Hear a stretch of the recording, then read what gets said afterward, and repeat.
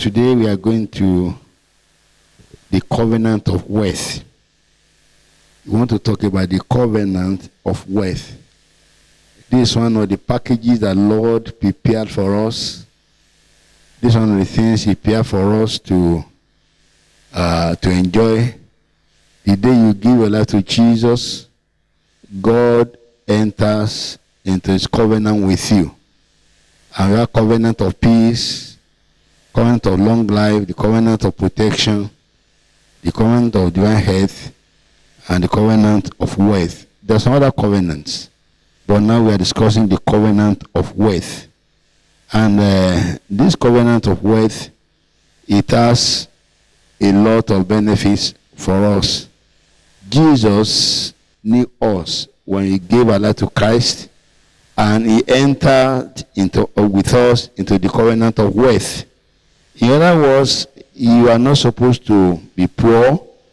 It is part of the packages that Lord has prepared for you to receive His wealth. And the foundation for the covenant of wealth is written in Deuteronomy chapter 8, verse 18. Deuteronomy chapter 8 and verse 18. I want to read it. But thou shalt remember the Lord thy God, for it is He that giveth thee the power to get wealth, that He may establish His covenant which He sware unto thy fathers, as it is this day. The Lord God Almighty said, you should remember Him.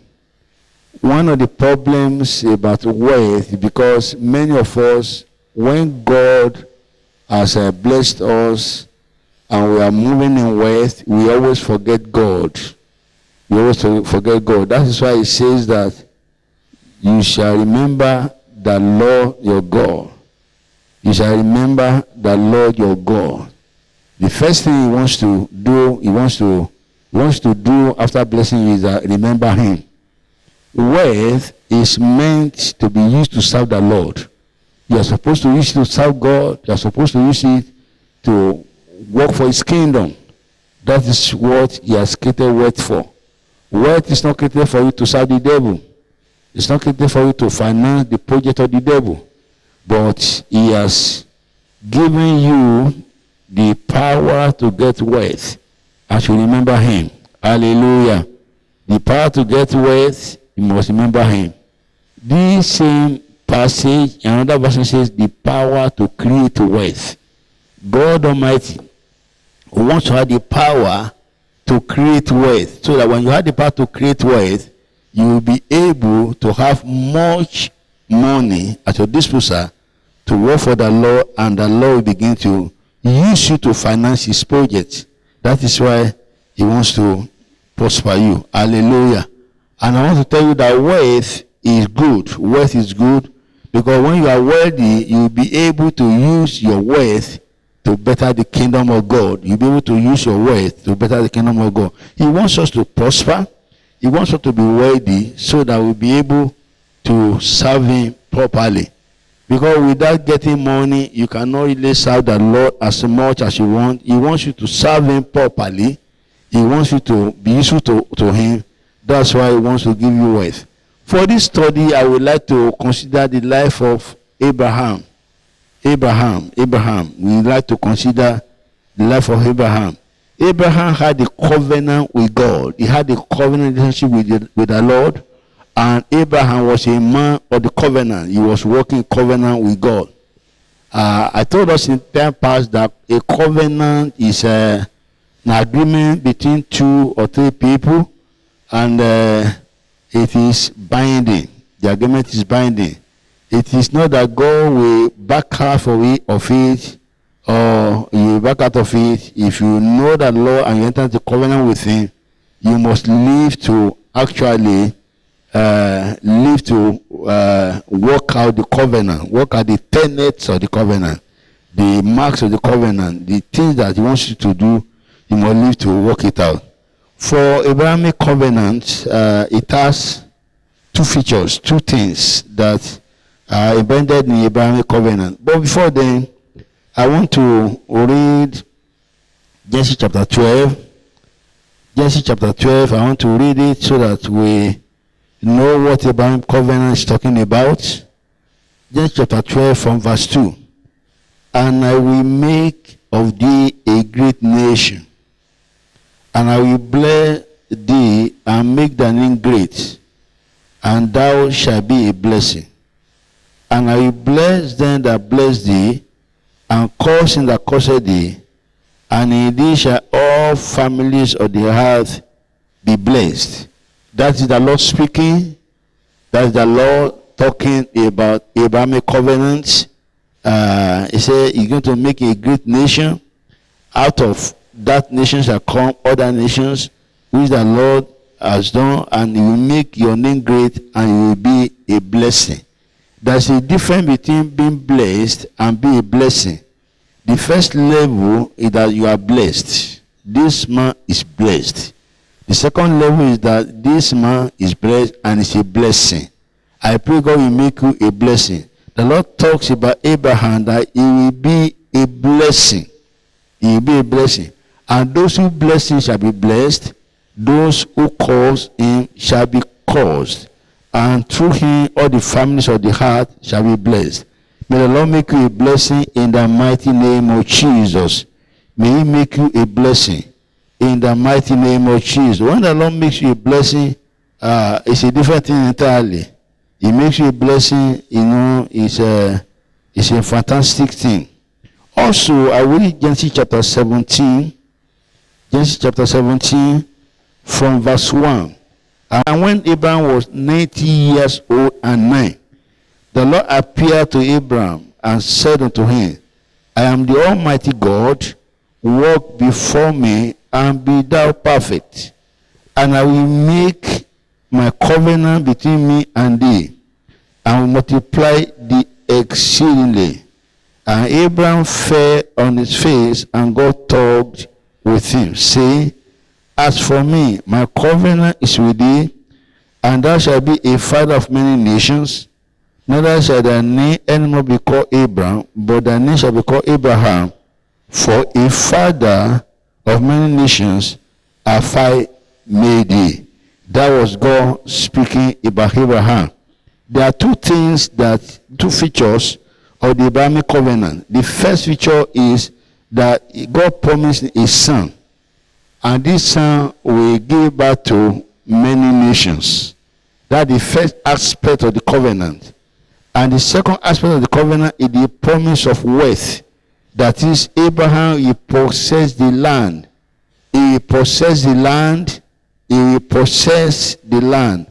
Possessing the land means he will be established upon the land, and he will occupy here and there. He occupy his dominion, will be spread upon the land. Hallelujah. And take note of it that the covenant of wealth is transferable. The covenant of wealth is transferable because it is spiritual. If you are a wealthy man and you have entered into the covenant of wealth with the Lord, I'm not talking about those who get their money by legal means or those who do not work for their money. I'm not talking about those who steal money. I'm not talking about those who amass wealth by changing figures and by robbing other people. I'm talking of those who are wealthy through divine means. Those that are wealthy through divine means. You see, when you have the covenant of wealth from the Lord, like the wealth is transferable because it is spiritual. The wealth we are talking about is transferable. Covenant of wealth is transferable because it's spiritual. That is why if you walk with a wealthy man who has a covenant of wealth, the covenant can be transferred unto you and become wealthy. For example, Lord is related to Abraham. Lord is related to Abraham. Lord happened to be the son of Abraham's brother. So Lord happened to be a nephew of Abraham. You see, God did not establish a covenant with Lot, but because he moved closely with Abraham, Abraham took care of him, this and that. So the covenant of wealth transferred onto Lot. Let's see Genesis chapter 13. Genesis chapter 13. And Abraham went up out of Egypt, he and his wife and all that he had, and Lot with him into the south. And Abraham was very rich in cattle, in silver, and in gold. Abraham was very rich in cattle, in silver, and in gold. That was the manifestation or the signs of wealth. This man is not that he's wealthy. You could see it in his life. A wealthy man, people will know that this man is wealthy because of what they will see. They will see. And he went on his journey from the south even to Bethel, and the place where his tent had been at the beginning, between Bethel and Hai, unto the place of the altar which I made there at the first, and Abraham called on the name of the Lord. And Lot also, which went with Abraham, had flocks and herds and tents. You see, Lot that was related to Abraham, he went with Abraham with him on his journey. The Bible says that he was blessed. In other words, the covenant of God with Abraham also transferred unto Lot. Verse 6. And the land was not able to bear them. You do see now, Abraham was very mighty, very wealthy in cattle, in gold, in riches, this and that. And Lot also had the same thing. And the land could not contain them. The land could not contain them. And the land was not able to bear them, that they might dwell together. For their substance was great, so that they could not dwell together. Their substance was very great, they could not dwell together. That was how much Lot was very wealthy, to the extent that he and Abraham could not dwell together. I pray today, as you are watching me, that Lord will make you wealthy in the mighty name of Jesus. The covenant with Lot actually was transferred from Abraham to Lot. The second person that actually really proved to us that the covenant can be transferable is Ishmael. Ishmael was from the loins of Abraham. Abraham gave birth to Ishmael through Hagar, the bondwoman.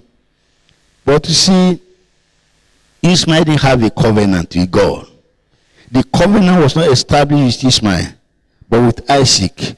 And because of the fact that Ishmael was of the loins of Abraham, the covenant also was transferred unto him. Genesis chapter 17, verses 20 and 21. Genesis 17, verse 20 and 21. As for Ishmael, I heard thee, behold, I blessed him. God says, I blessed Ishmael, and will make him fruitful, and will multiply him exceedingly. 12 princes shall he beget, and I will make him a great nation. That was Ishmael. Verse 21. But my covenant will I establish with Isaac. Ishmael was not a child of the covenant, but Isaac was. But my covenant will I establish with Isaac, which Sarah shall bear unto thee at this set time in the next year. You see, Ishmael was not a child of the covenant, but because of his relationship with Abraham, he was blessed too. He was blessed. So, listen to it. The covenant brings the blessing. The covenant brings the blessing. Isaac was the child of the covenant. Ishmael was not. But because of the fact that he came out of the loins of Abraham, actually what happened was that the covenant was transferred, the blessing was transferred to Ishmael as well. That is why you see the descendants of Ishmael, they were mightily blessed. The descendants of Ishmael were blessed. Hallelujah. Isaac, in Genesis chapter 36, you read that Isaac was a child of the covenant.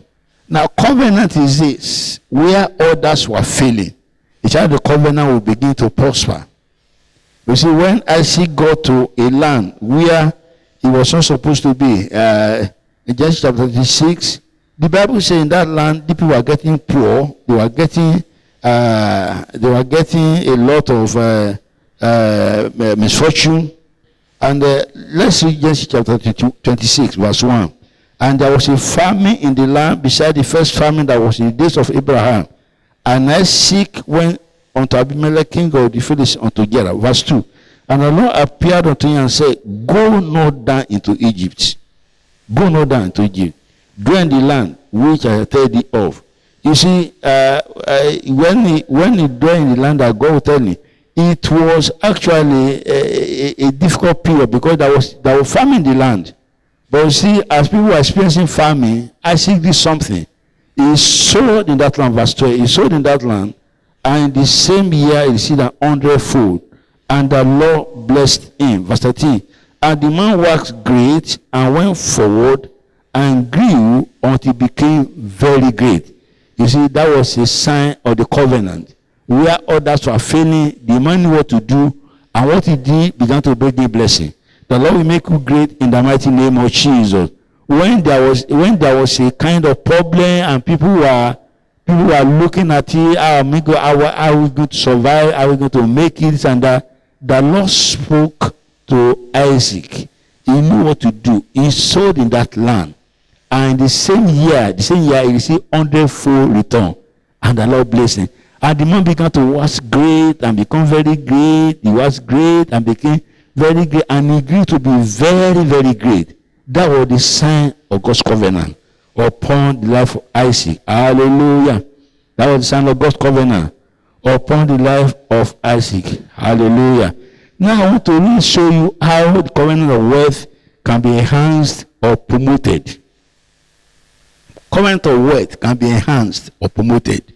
It's possible that God has given you covenant of wealth. Oh, no problem. But you can make it great. You can enhance it or make it promoted. You can do some few things that will promote it or make it very great. This is what I want to do with you now. You see, how do you know a child of the covenant? A man that has the covenant of wealth, what you see about him will be different from other people. When you have a covenant of wealth, you see, what you begin to do will be different from other people. While others may not pay their tithe, a man of the covenant of wealth will remember to pay his tithe. He will remember that, I need to pay my tithe. I need to pay my tithe because I'm a child of God's covenant of wealth. If you have a covenant of wealth with the Lord, you will pay your tithe. It's one of the things you must do if you have a covenant of wealth. Hallelujah. And I want to buttress this point by the fact, by reading from Genesis chapter 14. Genesis chapter 14. Hallelujah. Genesis chapter 14. I want to read from verse 16. Hallelujah. There was a time, I told you that when I was teaching, I told you in chapter 13, Abraham and Lot separate. The land was too small for them. They had to divide themselves. One went to the north, to the right hand side, another one to the left hand side. And that they began to go. But where Lot chose was the then Sodom. The then Sodom. And there was a war between the king of Sodom and Gomorrah and other kings. They fought a war. And suddenly they took Lot and his wife, they took them captives, and the land was ravaged and so forth like that. And Abraham heard about it. Abraham heard about it. Hallelujah. Abraham heard the fact that his nephew had been taken captive, he had been taken to other land, and the goods and his wife and so on. And Abraham prepared himself to fight the battle and to win. Hallelujah. From verse 16. And he brought back all the goods, and also brought against his brother Lot, and the goods and women also, and the people. Abraham, on hearing that, one sign that will show that Abraham was worthy with because when he heard that, he told the servants that were in his house, 318 servants. Abraham had servants up to 318. 318 people were eating from him on a daily basis. I didn't feel it. And his wealth still began to increase and increase. Now, if you are not a wealthy man, you cannot feed 318 people on a daily basis. If you are not wealthy. Abraham had 318 servants that were born in his house, and he was feeding them constantly. Hallelujah. Chapter 14, verse 14. And when Abraham heard that his brother was taken captive, he harmed his trained servants born in his own house, 318, and pursued them unto Dan. 318 servants, they were trained by him, born in his own house. He beat them, and they began to pursue after the enemy. And he was able, verse 16, he was able to capture them. Verse 17, and the king of Sodom went out to meet him after his return from the slaughter of Chedorlaomer, and the kings that were with him at the valley of Shaveh, which is the king's day. And Melchizedek, king of Salem, brought forth bread and wine, and he was the priest of the Most High God. This Melchizedek, went to meet with Abraham as he was returning from the spoil, from the war. He had captured the people, he had collected back his nephew, he had collected his wives, all the properties, and that. And now, look at it now. A man of God's covenant must normally pay tithes unto the Lord. For Abraham to be able to pay his tithe, Melchizedek, who was a type of Christ. Melchizedek was a type of Christ, who had no beginning, no end, no father or mother. He came down, God sent him from heaven to go and meet with Abraham on the way as he was coming from the spoil. And as Melchizedek met with Abraham, what Abraham first of all thought was that this was a priest of the Most High God. I need to pay my tithe unto him. I needed to pay my tithe unto him. And what happened now was that Melchizedek blessed him and said, blessed be Abraham of the Most High God, possessor of heaven and earth. And blessed be the Most High God, who had delivered the enemies to their hand. And Abraham gave him tithes of all. Tithes of all the spoil, of all the booty that he collected. He paid the tithe to Melchizedek, because you pay the tithe to a superior. Melchizedek came from heaven and met with Abraham, and Abraham gave him the tithe of all. Nobody taught Abraham to pay the tithe. He had never read any book which he actually taught him how to do that. He had never had it preached, not like today, but he was a child of the covenant. God himself put it in his heart to pay the tithe, and he gave him the tithe of all the things he collected. Hallelujah. So, in other words, if you are a child of the covenant, you must necessarily pay your tithe. Your tithe is very important in your life. A covenant child will not fail in paying the tithe. You must pay the tithe of all the things you have amassed, of all the work you have amassed. You must pay the tithe unto the Lord. I see today, people are stingy. Many people don't know how to pay their tithe. When they get money like this, they want to finish everything without even ever paying tithe. A farmer who does not reserve some seed to replant, you're going to go poor in life. You must naturally reserve some seed that you want to plant so that you'll be able to have wealth to actually begin to get more. Hallelujah. So in any fruit you are eating, there must be a seed you need to replant so that you have more harvest. So if you are there and you find it difficult to pay the tithe, maybe you are not a child of the covenant, because you pay the tithe and the tithe will work for you. Abraham paid the tithe for the spoil. Nobody taught him. he had that inner intuition. He met with Melchizedek. Say, this is not an ordinary king. This must be the king of Salem. This must be the king of Salem, the Prince of Peace. He met with him and gave him the tithes of all. Hallelujah. And so payment for tithe is the first thing you do to promote the covenant of wealth or to enhance it. The second thing you must do in order to enhance the covenant of wealth in your life is that you must have sacrificial givings to God's work. There are different kinds of givings. Giving of harms is different from sacrificial givings to God's work. Blessing people, this person is working with me, I want to bless him, is different.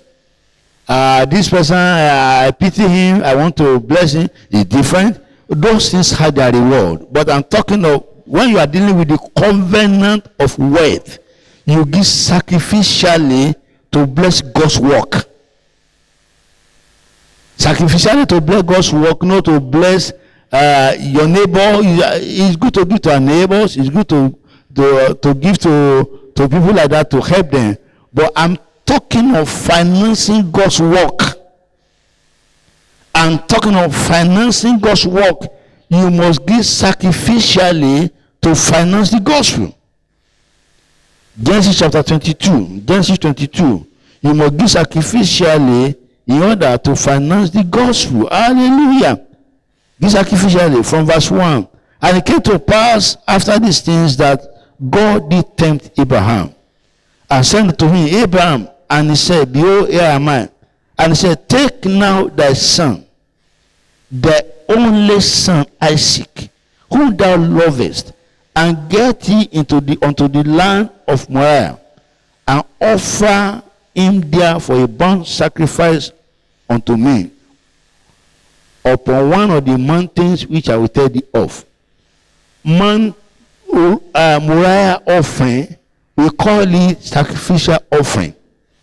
Abraham had one legitimate child, and that child, the child of old age, will be, very much loved, taken care of. And when the Lord will require Abraham to sacrifice him, God made it very tough for Abraham. He said, take now your son. And Abraham was saying, well, God didn't know that was my only son. And God said, the only son, Isaac. And God now said, whom thou lovest. Look at it. He didn't say, take now your son. He began to give qualities of that son in order to pain Abraham. Take now your son, your only son Isaac, whom you love, and get to the land of Moriah, and offer him there for a burnt offering upon the mountains which I will tell thee of. It was a tough condition which the Lord gave unto Abraham, a very tough condition. And Abraham still obeyed the Lord. He took him and departed upon that mountain to offer Isaac as a sacrifice. Hallelujah. To offer Isaac as a sacrifice.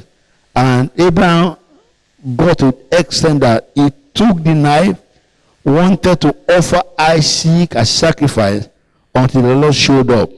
The Lord showed up, and the Lord said, well, don't offer your son, provided the ram which Abraham used to sacrifice. And I'm telling you that by that singular act, Abraham won the heart of God. Obedience. There's some things that are difficult to obey. Put yourself into Abraham's position. And he said, this man, only child, I've been whole God gave me unto me, and I think, and the Lord said, that son whom you love, your only son, sacrificing unto me.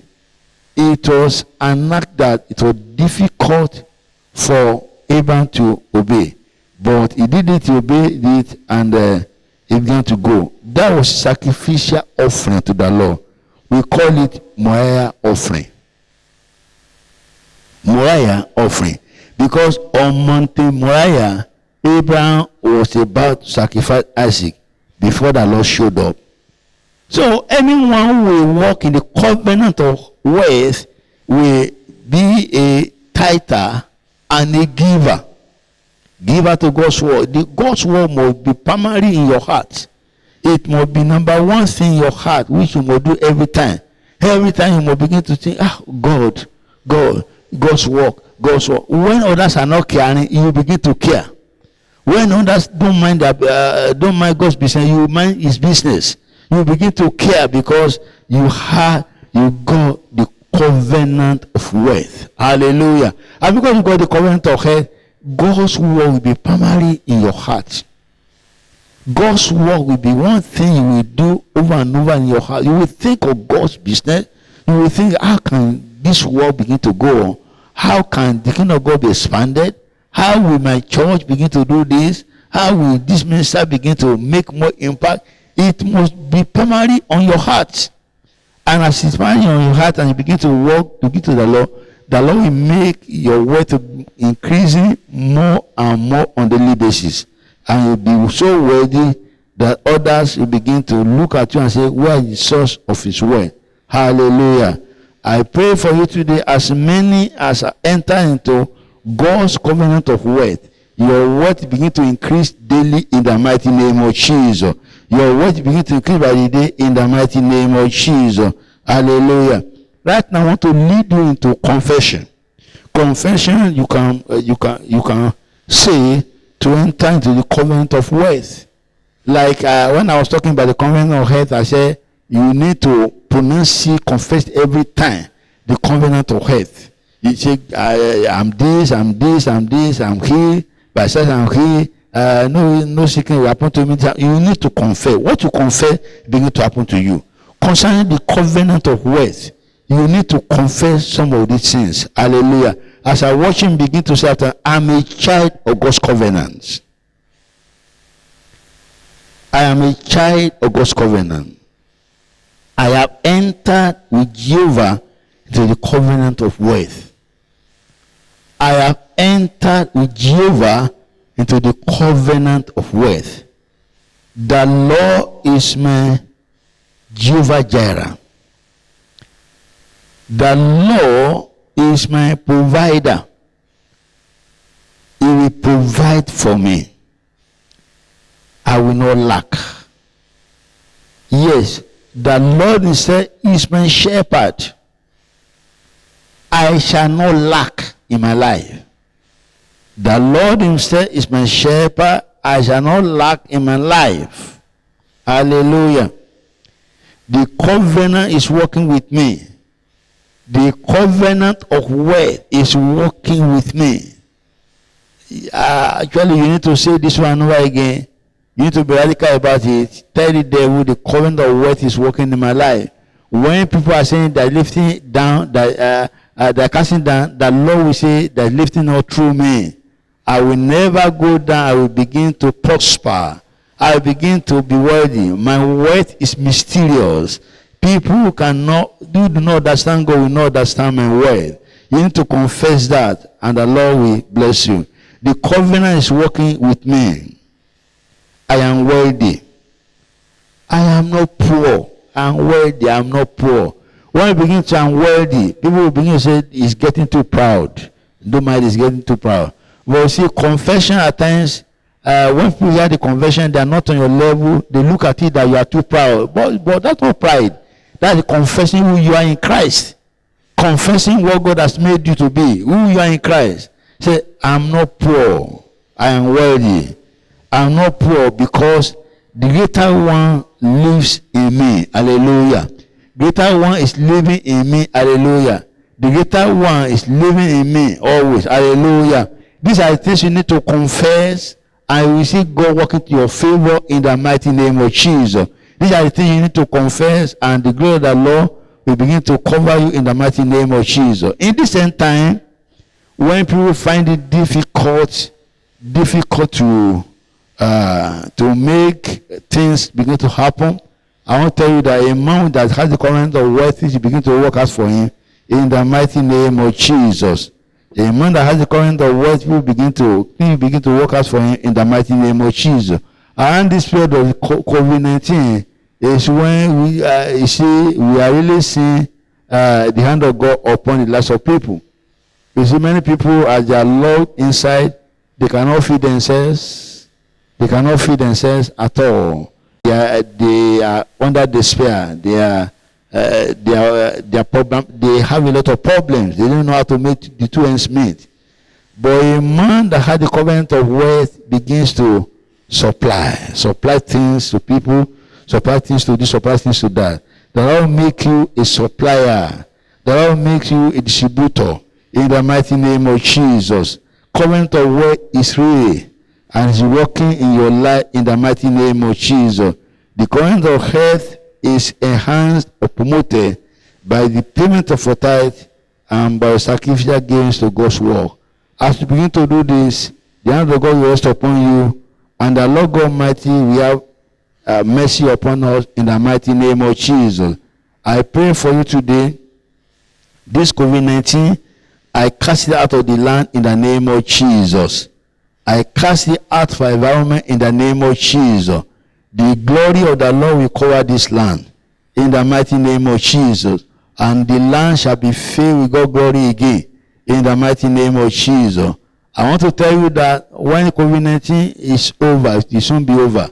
I want to tell you that all what you have lost, the Lord will return unto you. In our ministry, this our own year of double. We shall read things double this year in the mighty name of Jesus. The Lord God Almighty will shine his face upon your life. And what you have lost, we are going to recover them in the mighty name of Jesus. Bow our heads and let us pray. Father, we thank you, Lord, for your word. We thank you, Lord, for around this time that we seek your face. Heavenly Father, accept our thanks in the mighty name of Jesus. Lord God, I pray in the name of Jesus, as many as are entered into wealth in the name of Jesus, cause our wealth to begin to increase more and more in the name of Jesus. Cause our wealth to begin to increase more and more in Jesus' name. Thank you, Heavenly Father. We shall never be poor, we shall not lack, but shall have money in abundance in the mighty name of Jesus for your work, and you bless us. Thank you, Heavenly Father. In the name of Jesus. As many as want to give their life to Jesus, you have listened to me, want to give your life to Jesus, let me pray for you. Father, as many as are giving their lives unto you, I pray that their sins are forgiven them in Jesus' name. Your sins are forgiven you in the mighty name of Jesus. And I pray in the name of Jesus that your name be written in the book of life in the mighty name of Jesus. The power to live above sin, the power to be a child of God. See this power in the mighty name of Jesus. Thank you, Heavenly Father. It is well with you. In Jesus' mighty name, we pray. Amen. Amen. Praise the Lord. The Lord bless you mightily in Jesus' name. His face will shine upon you. The glory will cover your life. In Jesus' mighty name, we pray. Amen. Amen.